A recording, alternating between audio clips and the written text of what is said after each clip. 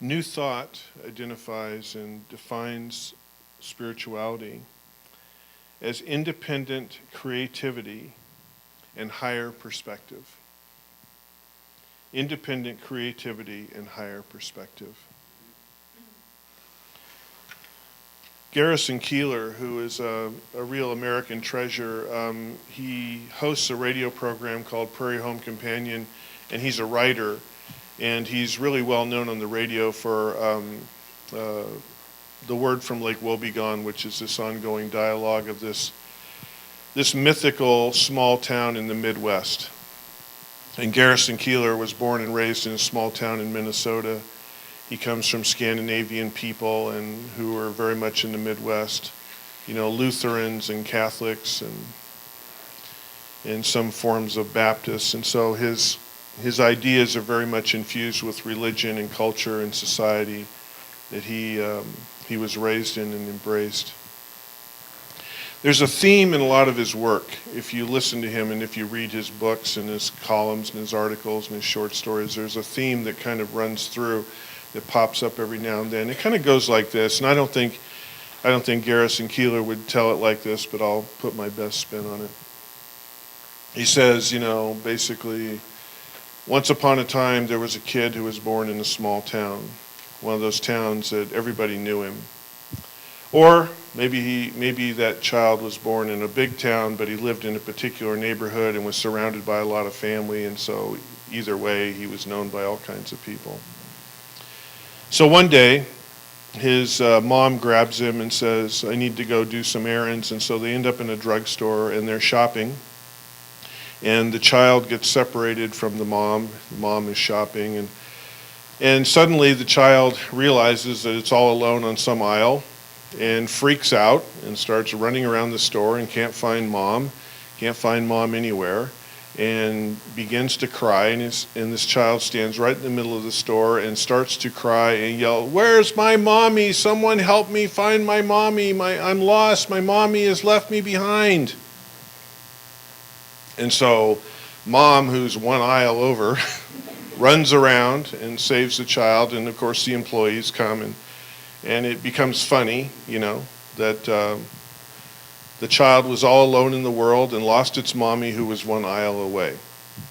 And so because it's the neighborhood drugstore, all the people in the drugstore know the kid, and of course mom knows the kid, and she goes back home and she reports the story to her family, and the story gets reported around town, and pretty soon it becomes the kid's identity basically. And every single time that there's a gathering of some kind, Christmas, Easter, 4th of July, whatever, some uncle, some aunt, some cousin is going to say, "Oh, by the way, have you seen your mommy?"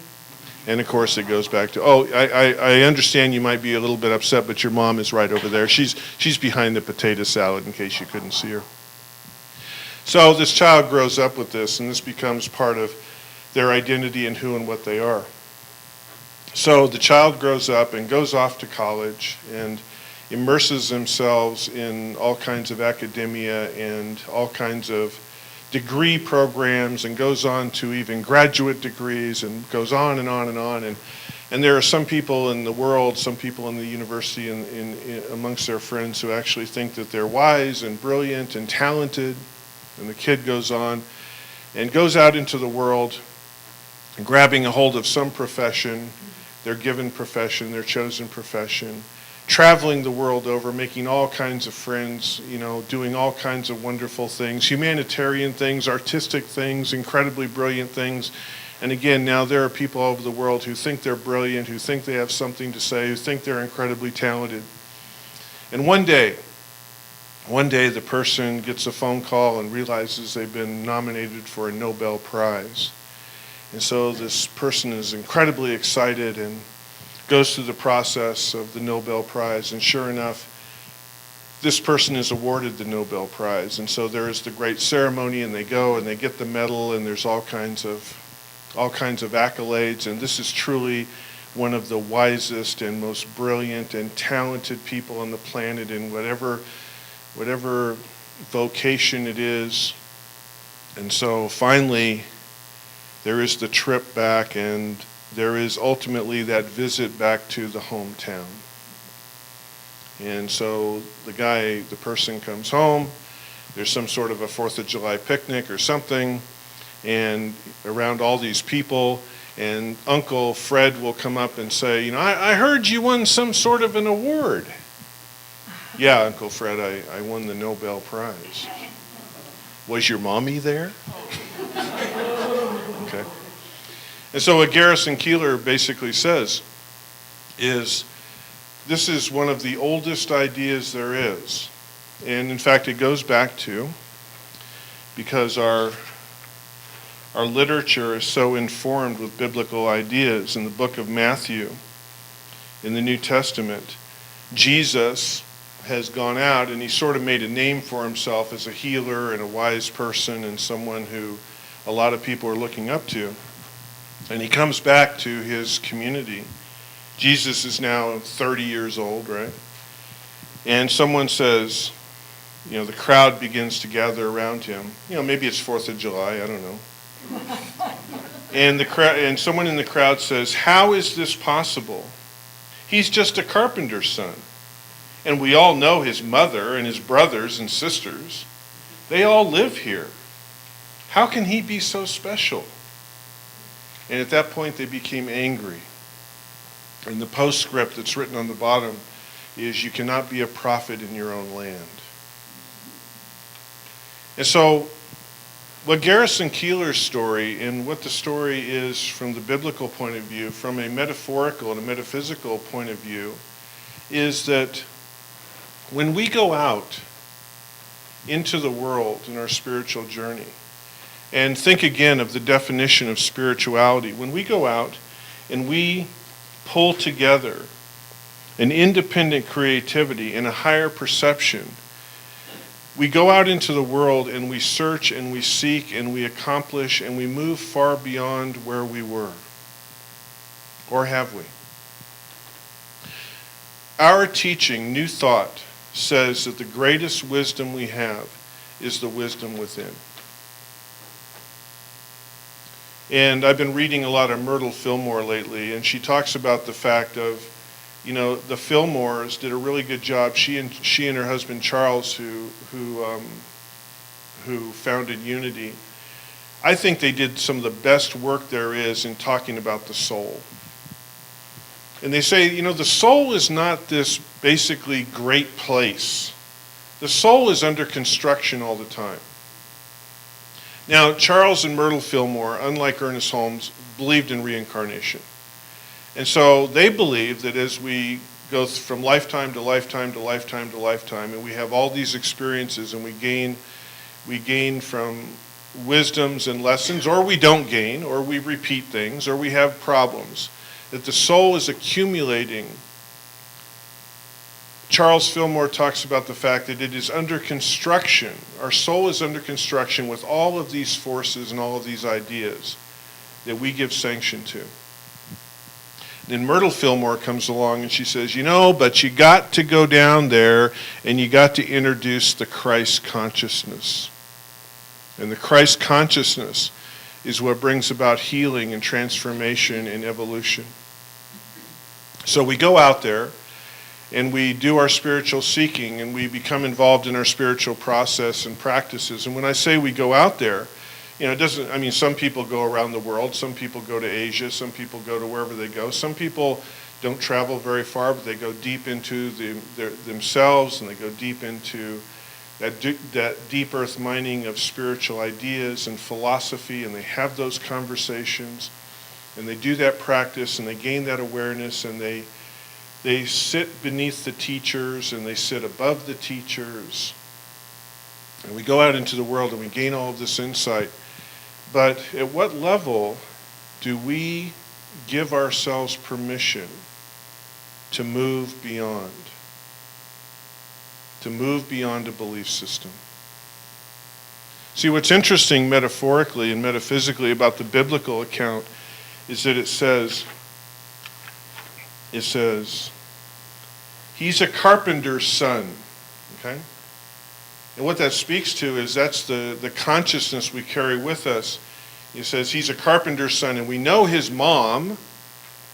And so how many times have we been We've been in that lofty place where we're living our life in a certain way. We're gaining certain insights and wisdoms. But there's something that takes us back to, yeah, but wait a minute, where did I come from? Maybe I came from people who were, there was a lot of addiction, or there was a lot of abuse, or maybe there was a lot of misunderstanding, or there was a lot of ignorance. And so there's times where we're brought back and see the heckler in the story that says, hey, wait a minute, how come he can be so great? That somehow is that voice in our mind that limits us. It says, wait a minute, I know you. Who do you think you are? Who do you think you are, moving beyond your humble beginnings? And there's another part where it says, his brothers and sisters, they live here. We know them. That idea of that represents that baseline, very much materialistic consciousness. And we somehow, every once in a while, in terms of the spiritual experiences we have, or the insights we have, or what we gain, or what we're able to manifest in our life, sometimes there's that thing that somehow brings us back. Maybe it's a conversation with a family member, or maybe it's doubt coming up, or we attract to ourselves a naysayer, or someone who somehow wants to define us in a very limited way, and it takes us right back to that place. And Garrison Keillor's story is not really about the family. It's not really about the town. It's about where the family and the town live within us, where our beginnings live within us. Those limitations. You see, New Thought teaches that we have this incredible wisdom within us, that we have this wisdom within us that is our intuition, but we are also gaining wisdom. But it doesn't do us any good until we begin to give ourselves permission to own it and to live there with it and to have it define us. In Jonathan Livingston Seagull, that story where at one point, he's out at sea and he almost drowns and he somehow survives. And so he gets himself up on a piece of debris in the ocean. He dries himself off. He shakes the water out of his feathers. He dries off, and he's into this contemplation about, do I just basically stay here and end it all? Should I?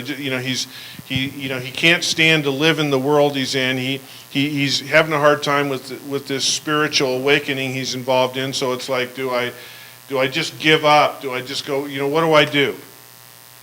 And so he decides to fly back to shore. But the thing is, it's the middle of the night, okay? And he just starts flying. He doesn't think about it. And then all of a sudden he goes, wait a minute. I'm a seagull. I don't fly at night. It says I don't have the eyes of the owl. I don't have the charts in my brain to be able to navigate at night. But then he says, but I'm doing it. I don't know how many of you can identify with the fact that you go along and you'll get things going, and you're in a really good place, you're in a real healthy place, and you're showing up in relationships the way you want to show up, and you're showing up in situations and business and life and all of that. And then all of a sudden it's almost like you go, oh my God, what am I doing here? It's like the kid who realizes suddenly the training wheels are off their bike and they flop over. They've already ridden for 2 miles. But the reason they flop over is because suddenly they realize the training wheels are, what am I doing? I shouldn't be out here,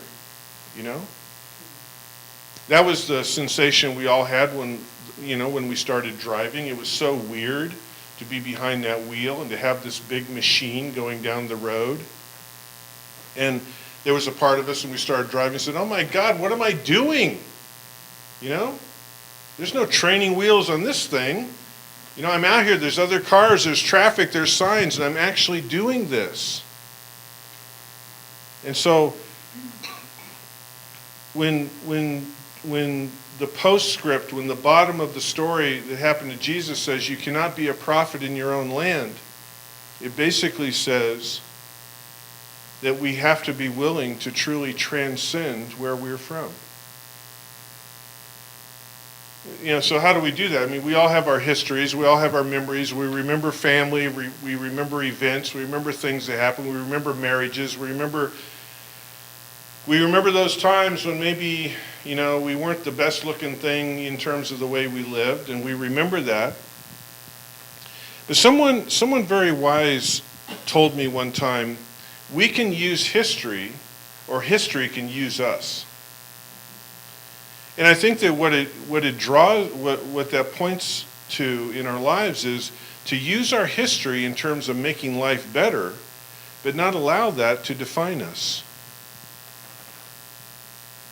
James Golden, who was a co-founder of the center up in Reading many years ago, at one time he was president of our association, a really amazing scholarly person. He had put together some manuals for some books and some manuals regarding our philosophy and New Thought. And he basically, he came forward with this idea. He said, every single morning when we wake up, every single morning of our life when we wake up, we are waking up at the end of something and the beginning of something else. And he says, nothing, whether it's great or whether it's really terrible, can possibly stay the same. Nothing, zero. Nothing can stay the same. And once we release ourselves, once we practice the non-attachment of stepping into that place, including the kid who stands in the middle of a drugstore crying for his mommy, that does not stay the same.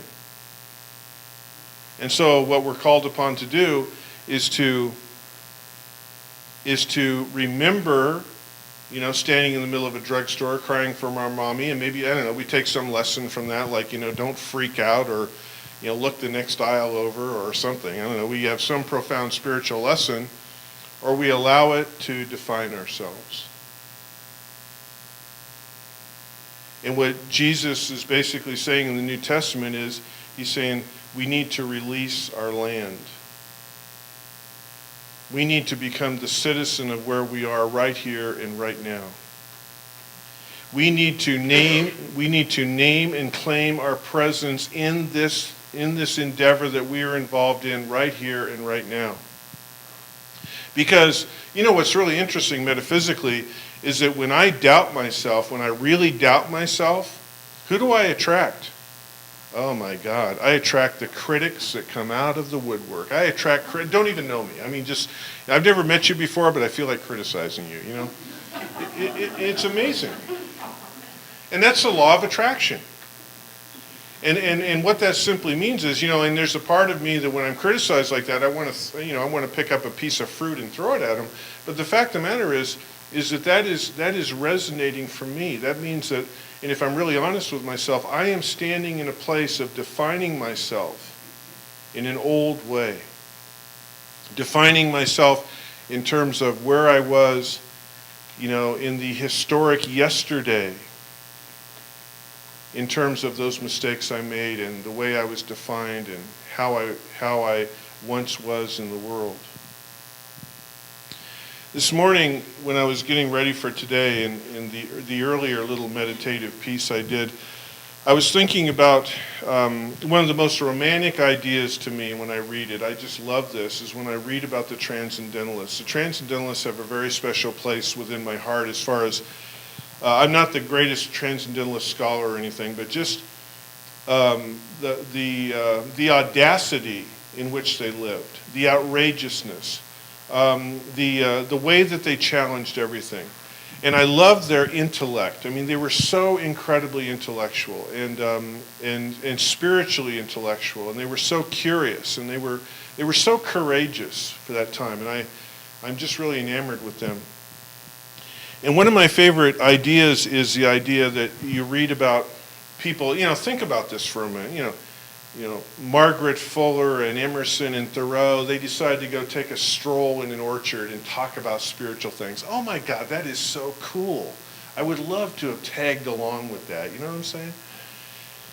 And they went out there, and what we know about the Transcendentalists is that they really challenged each other, and they debated, and nothing was off limits in terms of spirituality and presence and things like that. I mean, Thoreau wrote one time that, he talked about whenever he was kind of off his game or not feeling so good or a little bit depressed, he hated running into Emerson because Emerson was always going to be all over him about what he was doing with his life, and he was always some people think, maybe he went out to Walden to get away from Emerson. I'm not really sure. And Margaret Fuller thought Emerson was full of himself and stuff, but they all loved each other so much, and I thought so much about what it would be like to take that stroll into the orchard and imagine any master, what that would be like. The people we call the masters, the people who are really living outside the box spiritually. And what that walk would be like, out there, walk around an orchard for a couple hours and talk about this stuff. And the idea, and I thought about, I wonder how I would be different when I came back. And I think that for all of us who are seekers, in terms of wherever we find it, wherever we find the wisdom, whatever our path is, we are walking in that orchard. We are walking in those orchards. We are having those conversations. But this is the thing. We only come back differently if we choose to. We only come back differently if we choose to. And as I've told you guys, I've been reading a lot of Myrtle Fillmore, and Myrtle Fillmore was very basic, down to earth. She is so easy to read. I mean, you feel like you're just reading the letter from a really good friend. And she talks about this idea that her idea of taking the high watch is to be very clear that if we are going to learn something different, if we are going to inhabit a different place, then we have to stand the high watch over that. That we can only hang on to it for as long as we're willing to hang on to it. Or are we willing to go back to old stuff? You see, when Jesus and when Garrison Keillor, when they were confronted by those people, we know that at some level it lived within them. Who do I think I am?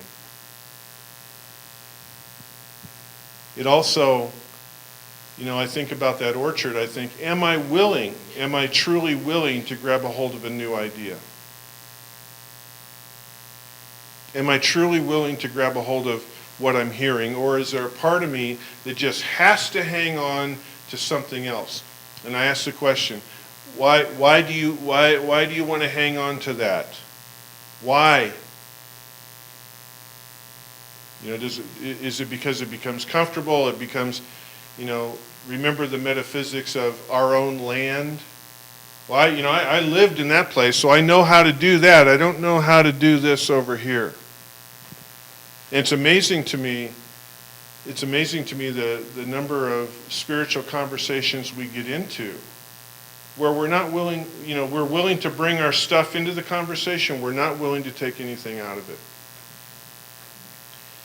And my desire is if I want to walk around the orchard with the masters, to be willing to live, to be willing to come back from that walk with something new. And something that I will take the high watch in terms of hanging on to. No, we cannot be the prophet in our own land. We have to move beyond that land in terms of consciousness. It's an interesting, what I'm talking about today is an interesting place to be, and I'll tell you what I mean. In metaphysics, we believe that consciousness creates our reality. What is consciousness? Our experiences, our belief systems, our tendencies, our backgrounds, our history. And so, if I want to heal that, I need to have some sort of a handle on it. But at the same time, I don't want it to define me.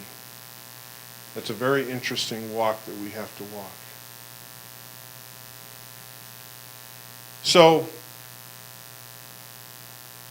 I think that each and every one of us, in this room are people who walk the orchards. We walk the orchards with the masters. We walk the orchards with the teachers. We walk the orchards with ourselves. And what is it that we come back with in terms of our spiritual journey? I'd appreciate it if you join me in a consciousness of prayer.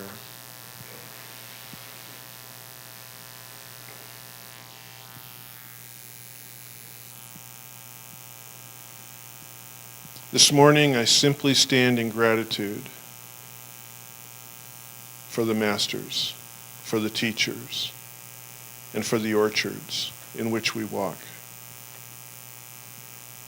I'm so grateful for the incredible spiritual understandings and insights that come forth each and every day in our lives for those of us who seek. And today I stand in that place of openness to be able to receive those ideas and to practice non-attachment with who I was, because that is not the truth of me today. And whatever knowledge and wisdom enters the orchard this day, I stand the high watch to protect that wisdom and to protect its place in my heart and in my soul. And I am so grateful for this opportunity. And in that gratitude, I release my word into the universal one mind, into the great ether, the great oversoul, knowing that it becomes part of the consciousness of this universe. And in doing so, in letting that word go, I let my word go and declare, and so it is.